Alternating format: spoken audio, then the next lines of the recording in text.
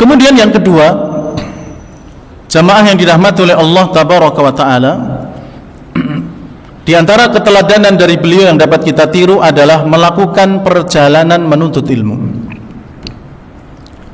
Ya, melakukan perjalanan menuntut ilmu. Ini yang dilakukan oleh Abdullah ibn Mubarak. Tepatnya pada tahun 141 Hijriah. 141 Hijriah. Berarti saat itu usia beliau kurang lebih 23 tahun. Mulai melakukan perjalanan menuntut ilmu keluar dari negerinya. Ya, beliau lahir 118, ya. Kalau sama 141 berarti ya 23 itu. Ya, 23 sekitaran itu tahun beliau baru melakukan rihlah perjalanan menuntut ilmu. Ya, berarti 20 tahun, ya, sampai 23 tahun itu beliau fokus belajar di negerinya. Sedangkan di tahun ke-23, ya, dari umur beliau baru melakukan perjalanan. Ya, talaba Abdullah ibn Mubarak al-ilma wa huwa ibnu 20 sanatan. Di dalam kitab Siyar A'lamin Nubala yang dikarang oleh Al-Imam Adz-Dzahabi rahimahullah, bahwa Abdullah ibn Mubarak itu menuntut ilmu dan fokus kepadanya di saat umur beliau menginjak 20 tahun. Fa kharaja ilal haramain, ya, kemudian di umur, ya, 23 tahun beliau mulai melakukan perjalanan menuntut ilmu, dan di antara yang dituju adalah negeri Al-Haramain, Mekkah dan Madinah. Ya, belajar pada ulama-ulama yang ada di sana. Wasyam, demikian pula Syam. Wa Misra, demikian pula kota Mesir. Wal Iraq, demikian pula kota Irak. Wal Jazirah, demikian pula Jazirah, kota Jazirah. Wal Khurasan, demikian pula kota Al-Khurasan, negeri Khurasan, ya, negeri Mekkah dan Madinah. Kemudian negeri Syam, kemudian negeri Mesir, negeri Irak, negeri Jazirah, kemudian negeri Khurasan. Ini diantara, ya, kota-kota atau negeri-negeri yang dituju oleh Abdullah ibn Mubarak untuk menuntut ilmu. Ya, maka hendaknya kita pun demikian untuk melakukan perjalanan menuntut ilmu. Ya, alhamdulillah kita ini tinggal keluar rumah, ya, paling beberapa menit sampai ke tempat kajian. Tapi kalau kita melihat ulama-ulama terdahulu, mereka untuk menuntut satu hadis saja terkadang harus melakukan perjalanan berhari-hari. Satu hadis. Sekarang kita nggak berjalan saja sudah datang itu hadis. Ya. Atau kalaupun kita keluar dari rumah ke tempat pengajian paling berapa menit? Ya, paling berapa menit? Itu apa? Sangatlah pendek, mudah, ya. Kalau dibandingkan dengan para ulama terdahulu tentu sangatlah jauh. Ya, maka seharusnya tempat-tempat yang kita bisa datang lebih pendek, lebih cepat, ya, kita seharusnya lebih semangat lagi untuk menuntut ilmu agama Allah tabaraka wa taala. Mumpung masih ada umur, mumpung masih ada waktu. Yang ketiga, keteladanan yang dapat kita ambil dari Abdullah ibn Mubarak terkait dengan menuntut ilmu adalah rajin menulis, mempelajari hadis-hadis Nabi dan juga asar para sahabat. Ya, rajin menulis di antara yang dilakukan oleh Abdullah ibn Mubarak. Kemudian di rumah beliau sering meneliti hadis-hadis Nabi SAW, dipelajari. Ya, jadi belajarnya beliau tidak cuma dengan gurunya, tapi di rumah beliau kemudian, ya, juga belajar, ya, terkait hadis-hadis Nabi, asar-asar para sahabat. Ya, dan hendaknya ini juga yang kita lakukan. Ya, menulis. Ya. Karena dalam riwayat disebutkan qayyidu al-ilma bil kitabah. Ya, ikatlah ilmu itu dengan menulis.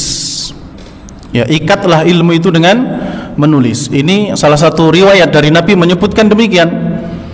Ya, demikian pula dalam ucapan, ya, seorang penyair bahwa al-ilmu qas-saydi Ilmu itu seperti hewan buruan. Wal kitabatu, sedangkan menulis, qayyiduhu, adalah talinya. Ya, qayyid suyudaka bihibalil wasiqati. Catatlah atau ikatlah buruan kalian itu dengan tali yang kuat. Ya. Karena wa minal hamaqati antazila ghazalatan wa tatrukuha baina talaiki taliqatan. Karena termasuk yang tidak bagus adalah ketika buruan itu sudah ditangkap, ya, masih hidup dia, tapi kemudian dilepaskan begitu saja di tengah-tengah manusia, ya akan kabur. Ya, maka ilmu itu seperti hewan buruan, sedangkan menulis adalah talinya. Ya, kalau ilmu itu sudah didapatkan, maka hendaknya ditali, ya, diikat. Dan ikatnya adalah dengan menulis salah satunya. Karena kalau mengandalkan hafalan, wallahu a'lam bishawab. Ya, sekarang hafal, buka pintu masjid, mungkin dah hilang. Ya, besok datang lagi, mungkin juga sudah lupa. Mungkin loh ya, tapi ada juga yang mungkin masih bisa mengingatnya. Jadi apa? Ini salah satu trik dari Abdullah ibn Mubarak, di mana beliau suka menulis dan mempelajari hadis-hadis Nabi sallallahu alaihi wasallam. Bahkan disebutkan, ikhwani fillah, ya, beliau ini hampir tidak pernah duduk-duduk dengan temannya. Ya, sampai dikatakan dan ditanyakan, kenapa kamu ini enggak mau duduk-duduk dengan kami? Ya, lalu kemudian Abdullah bin Mubarak menjawab, justru aku ini di rumah duduk dengan Nabi dan para sahabat. Ya, maksudnya adalah dengan hadis-hadis Nabi dan juga asal-asal para sahabat. Ya, meneliti hadis Nabi, mempelajari hadis Nabi, mempelajari asar-asar dari para sahabat. Ya, itu bagi beliau seperti duduk dengan Nabi dan para sahabat. Ngapain aku duduk dengan kalian? Ya, isinya cuma menggunjing dan seterusnya. Ini dikatakan oleh Abdullah ibn Mubarak kepada teman-temannya. Kemudian ketika beliau pun ditanya, sampai kapan kau akan menulis hadis ya Abdullah ibn Mubarak? Ya, kata Abdullah ibn Mubarak mengatakan, ya sampai aku meninggal. Ya, sampai aku meninggal, atau sampai aku memiliki kata-kata yang bisa dimanfaatkan oleh orang lain. Ya, dan seterusnya dari jawaban beliau terkait dengan kesungguhan beliau dalam menuntut ilmu, yakni dalam menulis, mempelajari hadis-hadis Nabi SAW. Teladan yang keempat dalam menuntut ilmu dari Abdullah ibn Mubarak adalah tidak merasa bosan, jenuh dan kesepian di dalam menuntut ilmu. Ya, ini hendaknya juga kita tiru, walaupun terkadang kita ini tertimpa oleh kejenuhan, terkadang bosan, ya, tapi hendaknya terus diperbaiki semangat kita untuk menuntut ilmu. Ya, kita rasa Abdullah bin Mubarak juga demikian. Ya, beliau ini juga mungkin punya bosan, punya kejenuhan, namanya juga manusia. Tapi bisa jadi beliau terus memompa semangatnya agar bisa terus menuntut ilmu. Ya, agar bisa menuntut ilmu, kemudian kembali semangat. Ini pun juga ditanyakan oleh teman-temannya, wahai Abdullah bin Mubarak, apakah kamu enggak bosan, enggak jenuh, selalu berada di rumah? Apa jawaban Abdullah bin Mubarak? Kaifa astauhishu wa ana ma'a Rasulillah sallallahu alaihi wasallam wa ashabihi. Ya, bagaimana aku akan bosan sedangkan aku di rumah bersama Nabi dan juga sahabat-sahabatnya. Ya, maksudnya adalah menelaah, meneliti, mempelajari hadis-hadis Nabi sallallahu alaihi wasallam, demikian pula asar dari para sahabat. Yang selanjutnya, jemaah yang dirahmati oleh Allah tabaraka wa taala, keteladanan yang dapat kita ambil dari Al-Imam Abdullah ibn Mubarak adalah beliau rela belajar sekalipun di penjara, sekalipun di dalam penjara.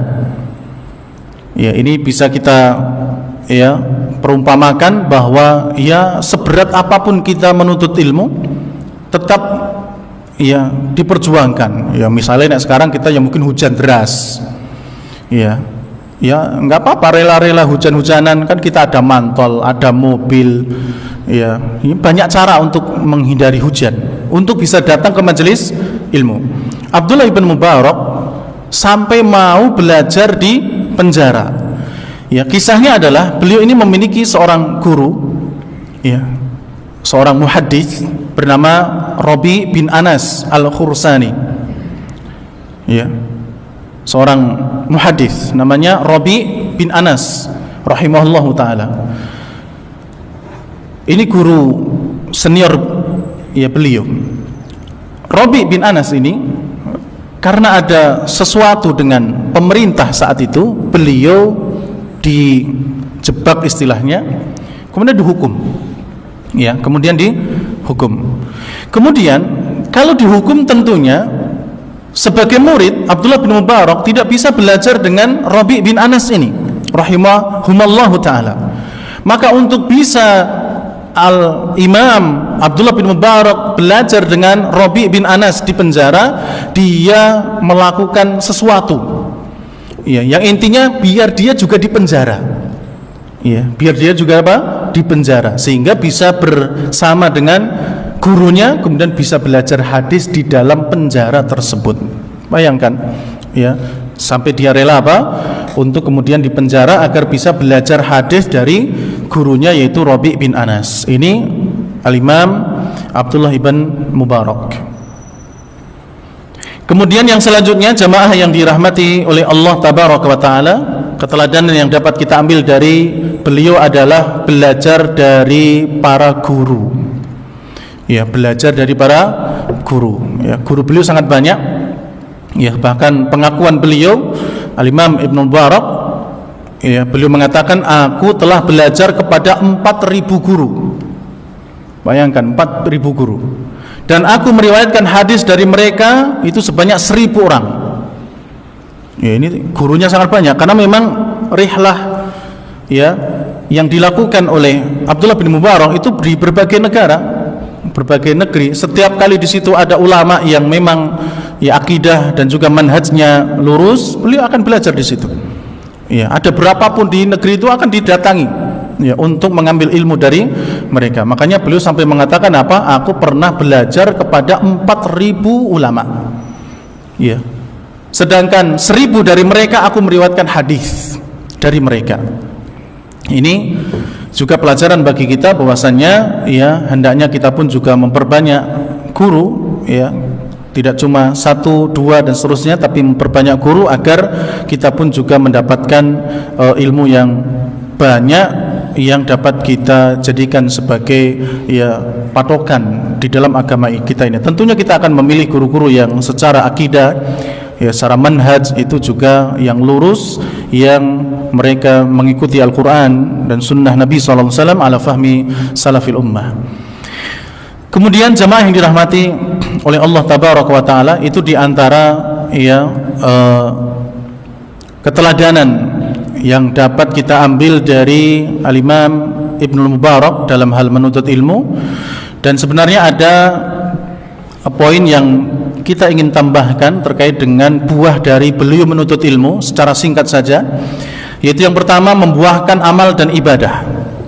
Ya, Abdullah bin Mubarak setelah mendapatkan ilmu agama yang banyak, yang berkah, menghasilkan amal ibadah yang juga luar biasa dari Abdullah bin Mubarak. Ya, bahkan sampai ulama itu mengatakan sifat kebaikan apapun yang ada di para sahabat ada di Abdullah bin Mubarak. Ya, ada di Abdullah bin Mubarak. Dalam hal kedermawanan ada di Abdullah bin Mubarak. Dalam hal ilmu ada di Abdullah bin Mubarak. Dalam hal hadis ada di Abdullah bin Mubarak. Bahkan Abdullah bin Mubarak itu disebut dengan Amirul Mu'minin fil hadis. Ya, Abdullah bin Mubarak itu disebut sebagai pemimpinnya kaum mukminin dalam masalah hadis.